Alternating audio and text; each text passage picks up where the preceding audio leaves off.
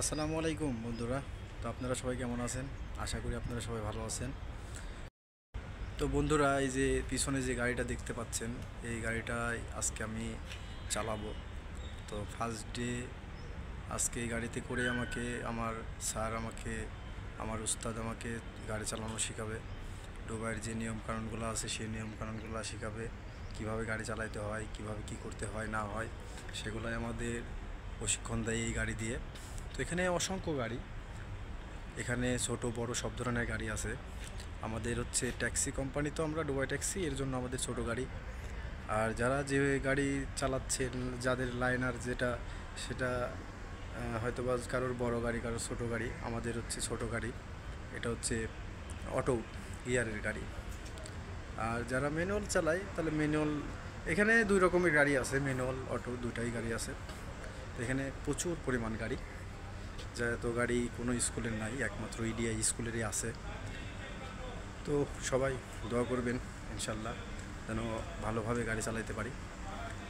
এবং আমার ইউটিউব চ্যানেলটা সবাই আপনারা সাবস্ক্রাইব করে রাখবেন, যেন নতুন কোনো ভিডিও পেলে, ভিডিও যদি আমি ছাড়ি সেই ভিডিওটা আপনারা সর্বপ্রথম পেয়ে যান। তো আজকে আমার গাড়ি প্র্যাকটিক্যাল প্রথম দিন। তো গাড়ির জন্য ওয়েট করতেছি, স্যারের জন্য ওয়েট করতেছি। তো স্যার আসলেই গাড়ি চালানো শুরু করে দেব। তো আপনারা সবাই দোয়া করবেন যেন ভালোভাবে গাড়ি চালাইতে পারি, আর ভালোভাবে গাড়ি চালায় যেন লাইসেন্সটা পেতে পারি। আপনারা সবাই দোয়া করবেন। গাড়ি দেখছেন বন্ধুরা, গাড়ির শাড়িগুলো দেখুন একবার, গাড়ির অভাব নাই এখানে।